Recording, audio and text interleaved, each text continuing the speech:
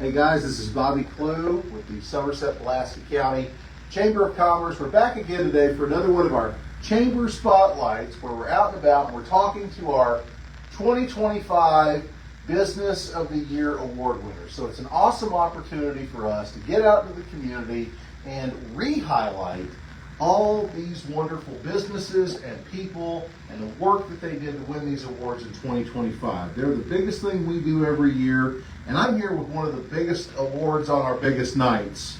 I'm here with Miss Lisa Phelps, recipient of our 2025 Woman in Business Award. So for me, definitely one of the biggest awards of the night. Lisa, thank you for taking a few minutes to talk with us. Thank you so much for being here. So, I think maybe the first thing that a lot of people are going to want to know is, well, what's it take to be Woman in Business, Woman of the Year for Pulaski County? And I'm going to tell you, stiff competition. The people that have won this over the years, I think about Teresa Hale, I think about Terry Tuttle, I think about some of the outstanding women in this community that you've now joined their ranks, and very deservedly so, I might add. I know Lisa very well. She was a past chamber president. We can maybe touch on that as well. But, what I want to do is I want to just talk a little bit about all the layers of a person, what they do, where they've been in their work careers and their business careers. And anybody that knows Lisa, she's related to about 90% of Pulaski County. I mean, she knows everyone, or she's related to them. It's the darndest thing I've ever seen. But on top of that, you have a servant's heart, and you love helping this community. But before we talk about that, let's just talk about that work journey a little bit. So we're at Transamerica right now, but you've been doing this line of work for a long time. It wasn't always Transamerica. Tell us about that journey. I started in 1993 with Commonwealth, so I feel like I've always been with the same company. It's always the same brick and mortar structure. We've just changed the name on the doors as life progresses. So we were Commonwealth Insurance, and it was owned by a small amount of shareholders. And they got older and sold. Went to a company called Aegon. Okay. And Aegon owned Monumental and Transamerica. So we were Monumental for a while. And then they decided, well, Transamerica has the bigger name, most well-known name, so we're going to just name everything Transamerica. So we're still under the same umbrella, but we've been Transamerica. Yeah, Transamerica is a huge name, so that's nationwide. Everybody knows that name. It's there. You're in every community. You're as big as it gets. I think a lot of people probably know you guys for life insurance. What else? What's some of the other service and products that you all offer here? So, we offer from the burial policy that you just named, when those times come for final expenses, to covering your debt with term insurance policies, to the FFIUL. It's a flexible index product, and you can set up your own supplement retirement, because in today's world, businesses just don't offer retirement, and people want to change jobs, and if they own their own retirement, it gives them more freedom to move around and still be able to supplement and own their own retirement. We were just talking about this and how this younger generation today much less interested in having a traditional 30-year job with a retirement attached to it. They want flexibility. They want to be able to try lots of different things in life, and having a retirement that can follow them is incredibly important. So hopefully, if anybody's hearing these types of things, this is the place to come check some of those out, right? Give me a call. Absolutely. Well, and so I know that your service in this business arena is significant, but how I met you were a chamber ambassador. That's when we first met. You were an ambassador at the chamber who worked their way up to the board, who then became the president of our chamber, which is awesome. And really got a chance to work with you for quite a few years on the board. I know that you've been involved in a little bit of everything. What are some of your, maybe, I know with a servant's heart, it's probably hard to pick some favorites, but what are some of the organizations you've been involved with over the years that you've enjoyed the most? There's so many, but probably school, youth, anything that has to do with children. Right. It probably stems from, I don't know if you knew this, but my father passed away suddenly from a massive heart attack when I was 5 years old. Oh my gosh. So I had the best and strongest mother, father, all in one. She really picked up that role. But, you know, my dad's family and her stayed connected my whole life. You know, we still are. My mother just passed away in 2020, and I had people to say, I can't believe your dad's family's here. And I know that happens sometimes, you know, with death and separation like that, but it's always been a strong family. Right. Well, I mean, family is, and working with youth programs, I mean, I can think of a couple just through the chamber that you've been heavily involved with over the years. So one is our Young Entrepreneurs Academy. So you know, for anybody who doesn't know, this is something we've done for over 12 years now. We take middle and high school students, we teach them how to start and run their own businesses. We've given out over $1.25 million in college scholarships to the winners of this program. We've now crested over $100,000 in giving to students just to help them start businesses, even if they didn't win this program. So what I tell people is kind of like Shark Tank on the local level. And you've been a mentor for how many years?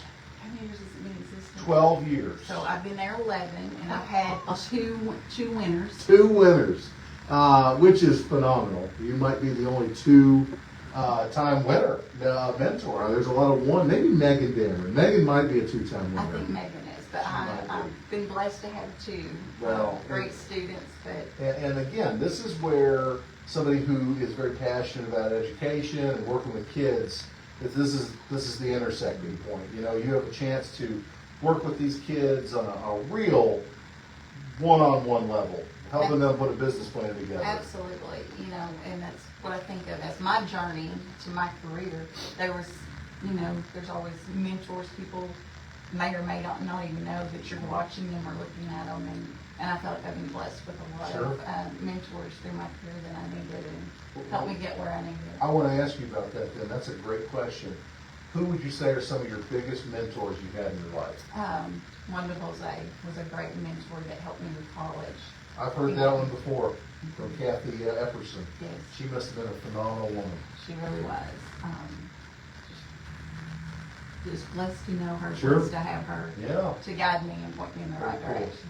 Well, another program that I know that you're very involved in fact, some might say you started it. Every past chamber president, it's not necessarily a obligation, but a lot of them want to leave a legacy project at the chamber. And your legacy project, again, dealt with kids here in our community, and it's the Future Leaders of Lake Cumberland program. Can you tell us about that? What is that?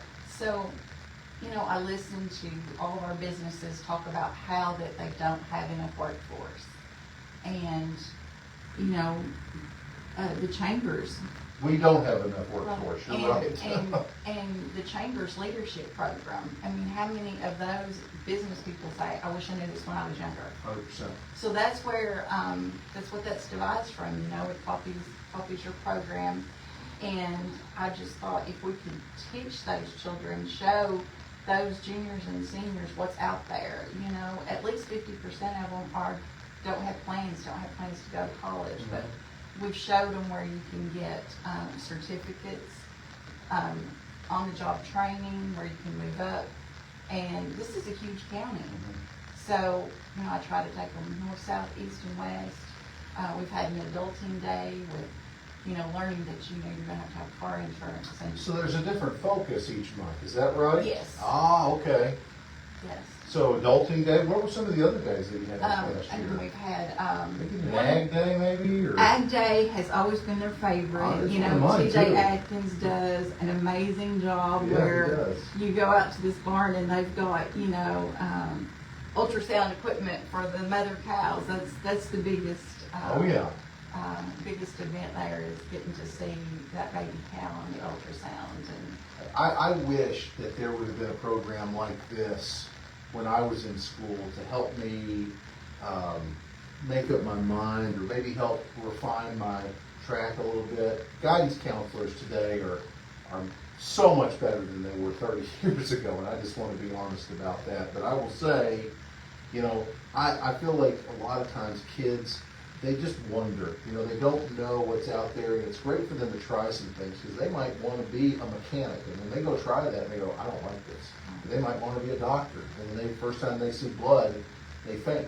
You know, it's a great way for them to start, maybe even if they don't figure out what they want to do, maybe it's a great way for them to figure out what they don't want to do. And we tell them that. Yeah. You know, and we did take them to the hospital, to the jail, to the ambulance services, as well as education, but to show them more about certificate programs. Sure.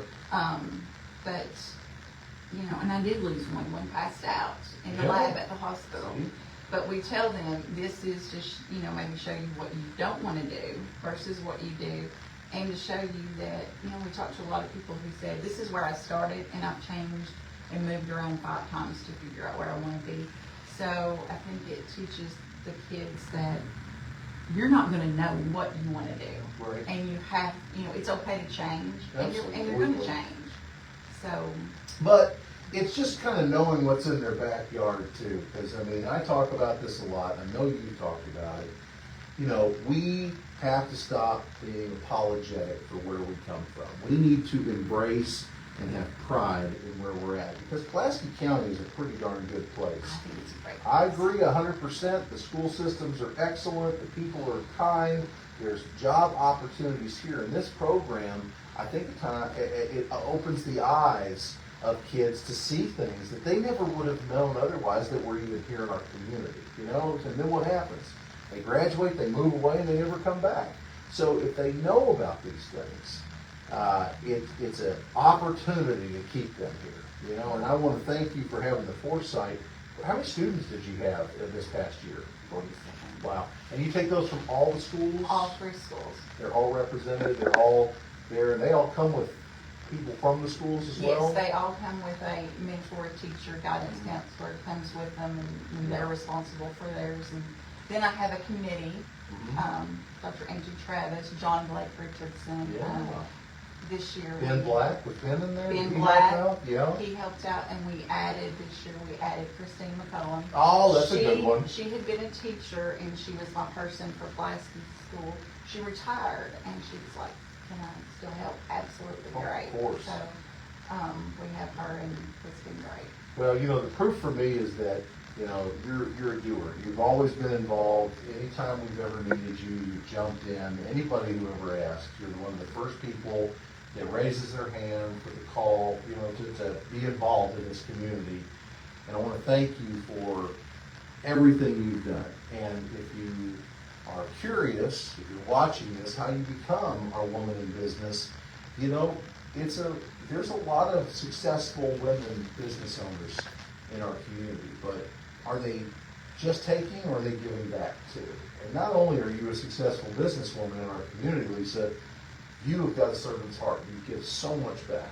And you were nominated, and it was an easy award to hand out this year. And I love that we kept it a surprise from you. Yes. And pulled a little sneakaroo You did. on Lisa, which I thought was fantastic. But everything you've given back to this community, this is the least that we could do. And I want to congratulate you on this award. I want to thank you for everything you've done for our chamber.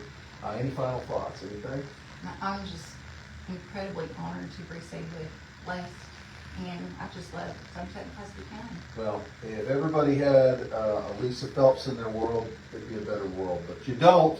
But we do right here in Somerset, and we're very lucky about that. Guys, we've got several more chamber spotlights that we're going to be doing with our Business of the Year award winners. Stay tuned. We'll be back with another one very soon. Have a great day.